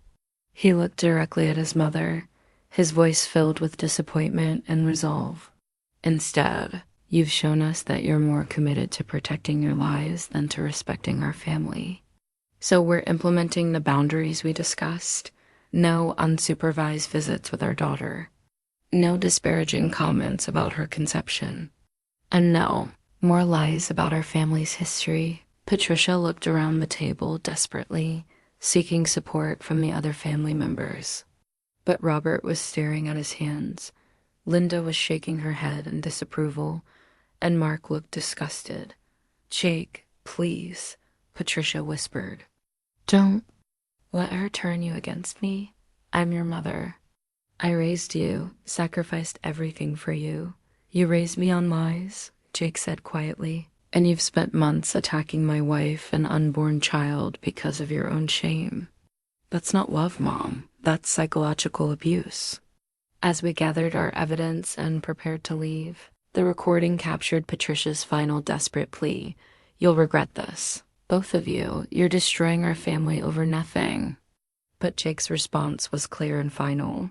"You destroyed our family the moment you decided to attack my wife and daughter. We're just protecting what's left." The recording ends there with the sound of us leaving Patricia's house while she sobbed at her dining room table, surrounded by the evidence of her own cruelty and the family members who could no longer deny what she'd become. The no-contact letter we sent to Patricia 3 days after the family meeting was formal, legally precise, and heartbreakingly necessary. Rebecca Walsh had helped us craft language that was clear about our boundaries while leaving room for potential reconciliation if Patricia demonstrated genuine change. "Dear Patricia," the letter began, "following our conversation on Sunday and the evidence we presented regarding your treatment of our family, we are implementing the following boundaries, effective immediately." Jake's hand had shaken as he signed it, but his resolve never wavered. The letter outlined our position clearly. No contact until Patricia completed therapy to address her issues around fertility treatments. No unsupervised visits with our daughter once she was born, and absolutely no disparaging comments about IVF or our child's conception. The family's reaction to our boundary setting revealed just how toxic Patricia's influence had become. Robert called the next morning, his voice heavy with exhaustion and regret. "I owe you both an apology," he said. "I knew about Patricia's feelings regarding the IVF, but I had no idea she was taking it out on you, Sarah. If I'd known what she was saying, why didn't you ever tell Jake the truth about his conception?" I asked. Robert sighed deeply. "Patricia was so adamant about keeping it secret. She convinced me it would be harmful for Jake to know, that he'd feel different or damaged. I thought we'd tell him eventually when he was older, but the longer we waited, the harder it became. And now he's learned the truth in the worst possible way," Jake said, taking the phone from me. "Dad, I don't blame you for the original decision, but 30 years of lies, that's hard to forgive. I understand, son. I really do. Your mother needs help, professional help, and I'm going to make sure she gets it." Linda and Mark were more direct in their support. Linda called that afternoon, her voice fierce with protective anger. "I've been watching Patricia undermine your girlfriends for years," she admitted. "I should have said something earlier, but family loyalty kept me quiet. I won't make that mistake again." Mark was even blunter. "Your mother's behavior was disgusting, Jake. Absolutely disgusting. Linda and I support whatever boundaries you need to set, but not everyone understood our position. Some extended family members seemed to think we were overreacting, that Patricia's comments were just generational differences or stress about becoming a grandmother.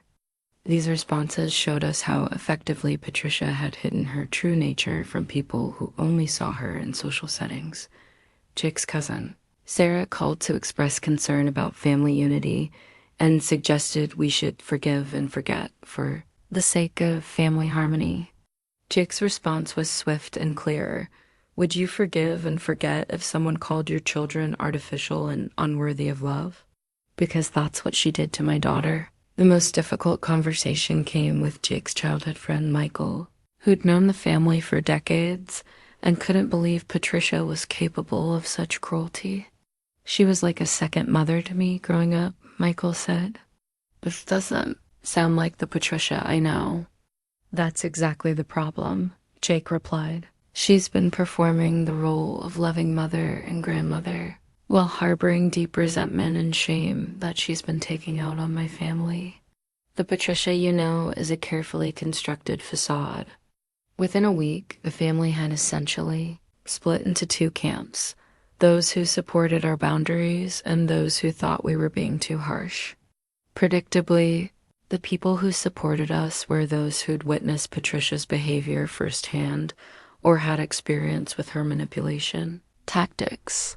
Those who thought we were overreacting had only seen her. Public persona. The stress of the situation triggered early labor warnings at 39 weeks. Dr. Martinez put me on modified bed rest and made it clear that the emotional turmoil needed to stop for the sake of my health and the baby's. Your blood pressure is elevated, and I'm concerned about the stress you're under, she said during an emergency appointment. This family situation needs to be resolved before it affects your labor and delivery. Jake took charge immediately, handling all communication with family members and fielding Patricia's increasingly desperate attempts to contact us. She tried calling, texting, showing up at our house, and even reaching out through mutual friends. Each attempt violated our clearly stated boundaries and reinforced our decision to maintain distance.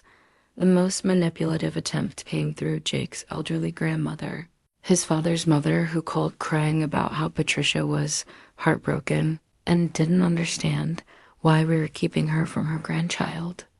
Grandma, Jake said gently, has anyone explained to you what Patricia actually said about Sarah and the baby? When Jake played one of the recordings for his grandmother, her tune changed immediately. That's not the Patricia I thought I knew, she said quietly. No grandmother should talk about her grandchild that way. But Patricia's campaign wasn't just about emotional manipulation, it was also about controlling the narrative. She reached out to mutual friends with her version of events, painting herself as the victim of an unreasonable daughter-in-law who was turning Jake against his family. Some people believed her initially until they heard the recordings or saw the evidence we documented. The truth was impossible to deny once people understood the full scope of Patricia's deception and cruelty. 2 weeks before my due date, Patricia made one final attempt to breach our boundaries. She showed up at Jake's workplace with tears and apologies, begging him to not let Sarah destroy our family. Jake's response was calm but definitive. Mom, Sarah didn't destroy our family. Your behavior did?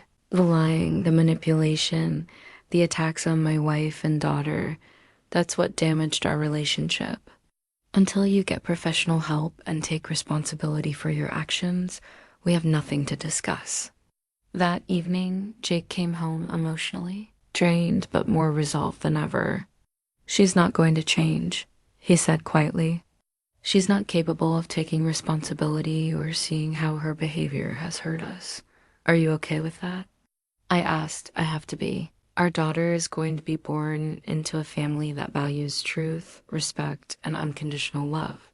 I won't let Patricia's shame and toxicity poison another generation. As we prepared for our daughter's arrival, we also prepared for the possibility that Patricia might never be part of her life. It was heartbreaking but necessary. Sometimes protecting your family means accepting that some relationships are too damaged to repair. The boundaries we'd set weren't just about punishment, they were about creating space for healing. For our daughter to grow up without inheriting the shame and secrecy that had defined Jake's childhood. Whether Patricia would eventually do the work necessary to earn back our trust remained to be seen. But either way, our daughter would know exactly how wanted she was, exactly how much love and hope had brought her into existence, and exactly how far her parents were willing to go to protect her from anyone who suggested she was anything less than perfect. Emma Rose Thompson's birth certificate, signed and official, bears witness to our daughter's arrival into a world free from her grandmother's toxic influence. Born at 3:47 a.m. on a Tuesday morning, weighing 7 pounds and 4 ounces of perfect, healthy baby girl. She entered the world surrounded by nothing but love, hope, and fierce protection. Labor started naturally at 39 weeks and 6 days, just as my body and mind seemed ready to let go of the stress we'd been carrying. Jake and I had spent the previous evening walking through our neighborhood, talking about our hopes for Emma's future and marveling at how peaceful life felt without Patricia's constant negativity clouding our excitement. Whatever happens with my mother, Jake had said as we paused in front of our house, our daughter will never doubt that she's wanted, loved, and exactly who she's supposed to be. The contractions began around midnight, gentle at first, but steadily building in intensity. By 2 a.m., we were at the hospital, and Dr. Martinez was checking my progress with her characteristic calm confidence. "Everything looks perfect, Sarah," she said with a smile. "Your daughter is ready to meet the world."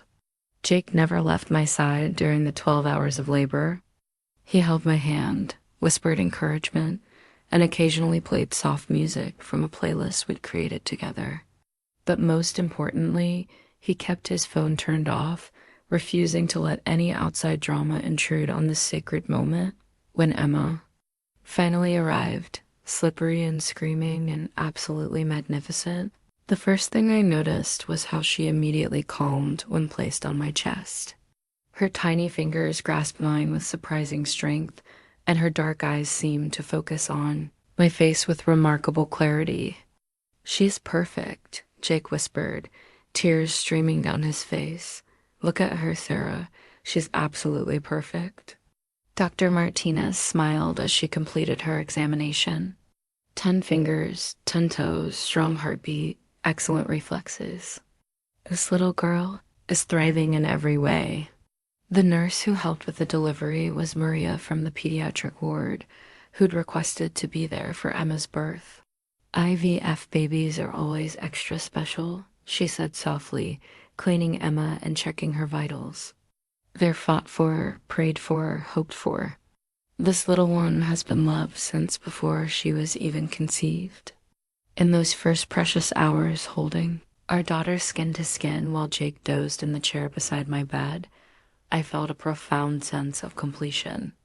All the months of Patricia's cruelty, all the stress and heartbreak and fear, none of it mattered now. Emma was here, she was healthy, and she was ours. The visiting policy we'd established meant that only people who truly supported our family would meet Emma in those crucial first days. My parents flew in from Phoenix, bringing gifts and tears of joy and absolutely no questions about conception methods or family drama. They simply celebrated their granddaughter and the parents who had fought so hard to bring her into the world. My sister Amy arrived with her gentle wisdom and practical support, helping with meals and offering to stay as long as we needed. Jake's father Robert came alone, having made the difficult decision to visit without Patricia rather than miss meeting his granddaughter. "She's beautiful," Robert said softly, holding Emma with the practiced ease of someone who'd raised a child himself. "She looks like Jake did when he was born, that same serious expression, like she's trying to figure everything out." The absence of Patricia was felt but not mourned. Where there might have been tension and criticism, there was instead peace and celebration. Where there might have been comments about artificial babies or laboratory creation, there were only words of love and welcome. Jake's transformation into a father was immediate and profound.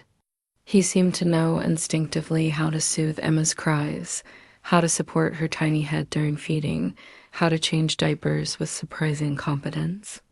But more than the practical skills, he demonstrated an emotional presence that took my breath away. "I love you, Emma Rose," he whispered during one of their first skin-to-skin sessions. "You are wanted and loved and exactly who you're supposed to be. Your mommy and daddy fought hard to bring you here and will fight just as hard to protect you and help you grow." The pediatrician who examined Emma on her second day of life was Dr. Chun, who'd been following our case and wanted to meet the baby she'd heard so much about. "She's perfect," Dr. Chun announced after a thorough examination. "Strong muscle tone, excellent reflexes, healthy weight gain. There's absolutely nothing artificial about this little girl. She's as real and healthy as any baby I've ever seen." We brought Emma home on a Thursday afternoon, driving carefully through Denver traffic with our precious cargo sleeping peacefully in her car seat. The nursery we'd prepared felt different now, with an actual baby in it, transformed from a hopeful shrine to fertility treatment success into simply our daughter's room. That first night at home, as Emma slept between us in the co-sleeper we'd set up beside our bed, Jake and I whispered about the future we were building together. "She never know the shame I grew up with," Jake said quietly, one finger gently stroking Emma's tiny hand. "She know exactly how she was conceived, how much we wanted her, how much love and hope and medical science came together to bring her here. And if anyone ever suggests she's artificial or unnatural," I added, "we'll be there to remind them that she's the most real thing in our world." Emma stirred slightly, making the tiny mewing sounds that newborns make in their sleep. In that moment, surrounded by the quiet peace of our protected family bubble, I felt like we'd achieved something miraculous. Not just the conception and birth of our daughter, but the creation of a family built on truth, respect, and unconditional love. Patricia had tried to poison our joy with her shame and secrecy, but she'd failed. Emma Rose Thompson had been born into a family that celebrated her origins, protected her worth, and promised her a future free from the toxic legacy of previous generations. As I drifted off to sleep that first night home, with my husband and daughter breathing softly beside me, I knew we'd won the most important battle of all, the right to define our own family's story and protect our daughter's sense of self-worth from anyone who would diminish it. Emma was real, she was ours, and she was exactly who she was supposed to be. The thank you cards from my baby shower, carefully saved and now displayed on Emma's nursery bulletin board, represent more than gratitude. They're proof of the genuine support network that surrounded us while Patricia's toxicity tried to tear us down. Each card contains heartfelt messages celebrating our family and our journey, a stark contrast to the cruelty we'd endured from the one person who should have been our biggest supporter. 6 weeks postpartum, as I was finally feeling physically recovered and emotionally stable, I found myself reflecting on how dramatically our lives had changed since Emma's birth. The constant stress of managing Patricia's attacks had been replaced by the normal challenges of new parenthood, sleepless nights, feeding schedules, and the overwhelming love that comes with caring for a tiny human. Jake had taken 3 months of paternity leave, a decision that would have horrified his mother but felt completely natural to us. He threw himself into fatherhood with the same determination he'd shown in finally standing up to Patricia, learning everything he could about infant care and development. "I want to be present for every moment I can," he explained when colleagues questioned his extended leave. "Emma will only be this small once, and I've already missed too much of life trying to please people who didn't have my best interests at heart." The therapy sessions with Dr. Chun became a lifeline for both of us, providing space to process the trauma of the past year and develop healthy strategies for moving forward. Jake was working through the complex grief of learning his entire childhood had been built on lies, while I was healing from months of emotional abuse disguised as family concern. "It's normal to feel angry about the deception," Dr. Chun told Jake during one session. "You're grieving not just for the truth you never knew, but for the authentic relationship with your mother that was never possible." For me, the healing involved learning to trust my instincts again after months of being told I was too sensitive, too emotional, too unreasonable. Patricia's gaslighting was systematic and calculated, Dr. Chun explained. "It's going to take time to rebuild confidence and your own perceptions." But perhaps the most healing aspect of our new life was watching Emma thrive in an environment of unconditional acceptance. She was a remarkably content baby, sleeping well, eating well, and already showing signs of the strong personality we'd glimpsed in utero. "She's so peaceful," my mother observed during one of her visits. "It's like she knows she's completely safe and loved." My return to work at the pediatric ward brought unexpected opportunities for advocacy. Several colleagues approached me about their own fertility struggles. Having heard about our journey through the hospital grapevine, I found myself becoming an informal support person for nurses and doctors dealing with infertility, sharing resources, and offering encouragement. "Your openness about IVF has helped so many people," Dr. Martinez told me during Emma's 2-month checkup. "The shame and secrecy around fertility treatments still exist, but voices like yours are changing that." This led to an invitation to speak at a fertility support group, sharing our story and addressing some of the misconceptions that still surround assisted reproductive technology. Standing in front of 20 couples dealing with infertility, holding my healthy, thriving daughter, I felt a profound sense of purpose. "Your children are not artificial," I told the group. "They're not less than not laboratory creations, not anything other than deeply wanted and thoroughly loved. The method of conception doesn't determine the worth of the child." Jake started attending support meetings for adult children of manipulative parents, finding community with others who discovered disturbing truths about their families. The group helped him understand that Patricia's behavior fit established patterns of emotional abuse and control. Learning that other people had similar experiences with boundary-crossing parents made me realize this wasn't about my personal failings, he shared with me after one meeting. "It's about recognizing and breaking generational patterns of dysfunction."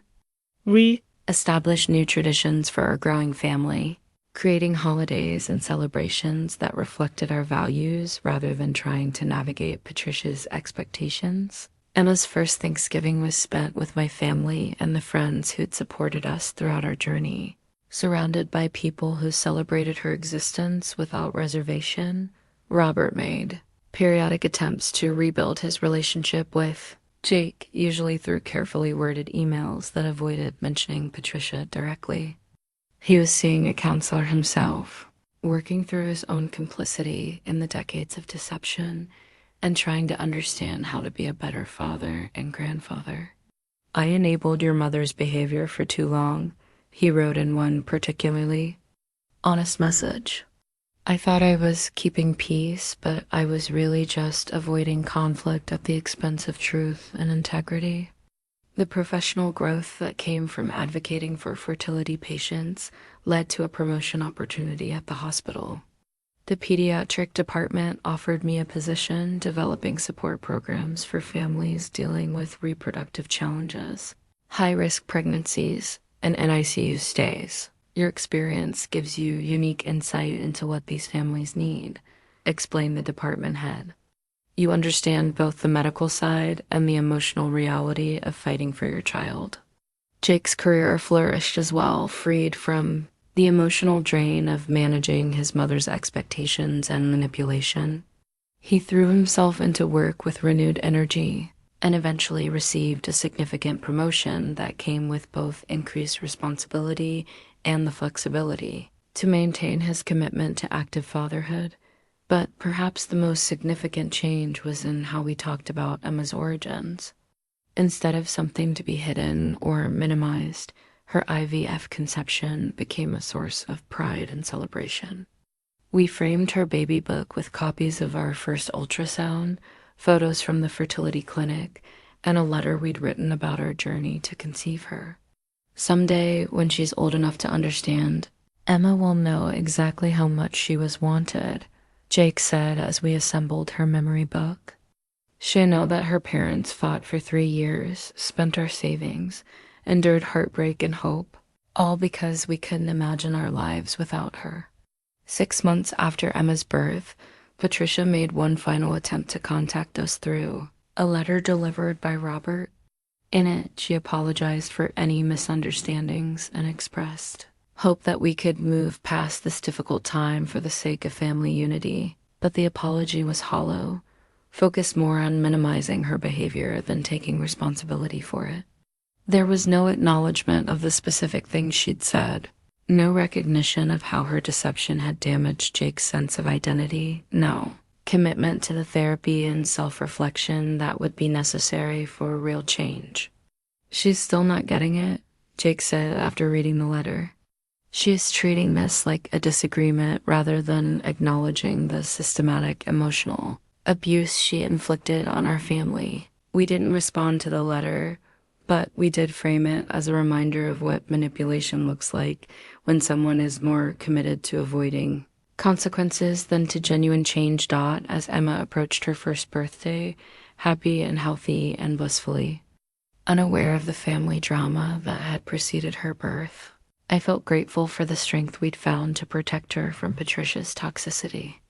She was growing up in a family that valued truth over appearances, emotional health over maintaining false peace, and authentic love over conditional acceptance. The healing process wasn't complete. It might never, but we'd created something beautiful from the ashes of family dysfunction. We'd chosen our daughter's well-being over family loyalty, truth over comfortable lies, and our own integrity over someone else's emotional manipulation. Emma deserved nothing less than complete honesty about her origins and unconditional love for exactly who she was. And that's exactly what she was getting. Emma's first Christmas ornament hangs on our tree now, a delicate silver star engraved with her name and birth date, December 2024. It represents everything Patricia tried to steal from us and everything we fought to preserve. The joy of celebrating our daughter's first holiday season, the piece of traditions built on love rather than manipulation, and the simple pleasure of a family gathering without toxicity poisoning the air. 6 months have passed since I recorded Patricia's cruel words at my baby shower, and our lives have transformed in ways I never imagined possible. What started as a defensive response to emotional abuse became a journey toward healing, growth, and the kind of authentic family relationships I'd always hoped for but never experienced with Jake's family. Emma is thriving beyond our wildest dreams. At 6 months old, she's hitting every developmental milestone with enthusiasm, her personality emerging more clearly each day. She's curious, social, and remarkably content qualities that several family friends have commented on with amazement. "She's such a happy baby," my pediatrician observed during her latest checkup. "You can tell she feels completely secure in her environment. That security didn't happen by accident. It's the direct result of our decision to prioritize Emma's emotional well-being over maintaining relationships with people who would diminish her worth. She's growing up knowing she's celebrated exactly as she is, with no shame or secrecy surrounding her origins. Jake has become the father I always knew he could be, once freed from the emotional burden of managing his mother's expectations. He talks to Emma constantly, explaining everything from diaper changes to grocery shopping in a gentle, patient voice that never suggests she's anything other than the most fascinating person in the world. "This is how you change a diaper, Emma Rose," he'll say, narrating the process with scientific precision. "Your mommy and daddy learned all this stuff because we love you so much and want to take perfect care of you." The professional opportunities that arose from our experience have allowed me to help other families navigate similar challenges. I've spoken at 3 fertility support groups, consulted with the hospital's ethics committee on family communication issues, and even testified before a state committee examining insurance coverage for reproductive services. "Your voice matters because you've lived this," Dr. Martinez told me after one particularly impactful presentation. "You understand both the medical and emotional reality of fertility treatments in a way that can help change policies and attitudes." But perhaps the most satisfying development has been watching extended family members choose authenticity over dysfunction.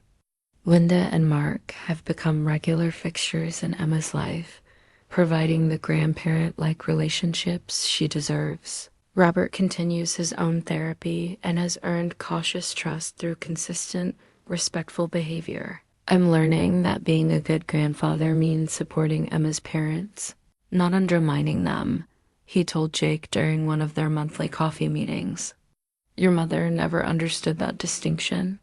Patricia herself has made several attempts to re-enter our lives, each one revealing her continued inability to take genuine responsibility for her behavior. The most recent attempt came through a Christmas card featuring a saccharine message about family forgiveness and second chances. As if emotional abuse could be erased with seasonal sentiment. Jake read the card once and threw it away without discussion. She's still trying to control the narrative, he said simply. Still trying to make this about our unreasonableness rather than her actions. The contrast between Patricia's manipulative overtures and the authentic relationships we've built with supportive family and friends couldn't be starker. When Emma's great-grandmother on my side passes away peacefully at 97, she leaves behind recordings of family stories and a letter for Emma about the strength of women who fight for what they believe in. Your mama fought hard to bring you into this world, the letter reads in my grandmother's careful script.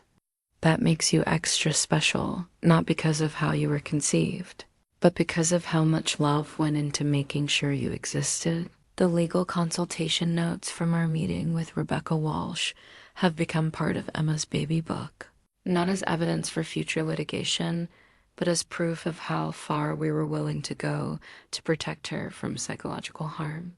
She someday understand that her parents chose her well-being over family harmony, truth over comfortable lies. Jake's transformation has been the most remarkable aspect of this entire journey. The man who once defended his mother's every action now advocates fiercely for our daughter's emotional security. He's developed boundaries I never thought possible and maintains them with calm consistency. I spent 30 years trying to earn approval from someone who was never going to give it authentically, he reflected during one of our evening walks with Emma. I'm not going to waste another moment of my life on that dynamic. The recordings I made of Patricia's cruelty have served their purpose and been archived, not forgotten, but no longer active weapons in an ongoing battle. They represent a closed chapter in our family's story, evidence of what we survived rather than wounds we continue to nurse. Emma's baby book tells a different story, one of parents who fought for 3 years to conceive her, who celebrated every milestone of pregnancy and birth, who protected her from family members who would diminish her worth, and who built a life around authentic love rather than conditional acceptance. Dr. Chan helped us understand that breaking generational patterns of dysfunction is never easy, but it's always worthwhile. Emma will grow up knowing that her parents value truth, respect boundaries, and prioritize her emotional well-being. She explained, "That's an incredible gift to give a child." As I watch Emma discover the world around her, laughing at peekaboo games, reaching for Christmas lights, babbling conversations with her reflection in the mirror, I feel profound gratitude for the strength we found to protect this joy. Patricia tried to steal our celebration of Emma's existence, but she failed completely. Emma Rose Thompson is 6 months old, healthy and happy and absolutely perfect. She was conceived through IVF after 3 years of trying, born to parents who fought hard for the privilege of loving her, and she's growing up in a family that celebrates her origins rather than hiding them. She'll never know the shame her father grew up with, never doubt her worth because of how she was conceived, never wonder whether she's truly wanted and loved. The toxic legacy of secrecy and manipulation that Patricia tried to pass to another generation died with our refusal to accept it. Instead, Emma is inheriting something far more valuable, a family built on truth, respect, and unconditional love. She's the beautiful, real, thoroughly wanted result of medical science. parental determination, and more love than any child could ever need. And that's exactly the story she'd grow up knowing about herself, not because we're hiding anything, but because there's nothing about her existence that requires hiding. She's our miracle, our daughter, our greatest joy, and the living proof that sometimes the hardest battles are the ones most worth fighting. Patricia was wrong about everything. Emma isn't artificial or unnatural or any less real than any other child. She is the most real thing in our world, a testament to the power of love, determination, and the courage to protect what matters most. This Christmas, as we celebrate Emma's first holiday season in our peaceful, authentic family, I know we made the right choice. We chose our daughter over dysfunction, truth over lies, and healing over perpetuating harm. Emma Rose Thompson is exactly who she's supposed to be, and she's exactly where she belongs.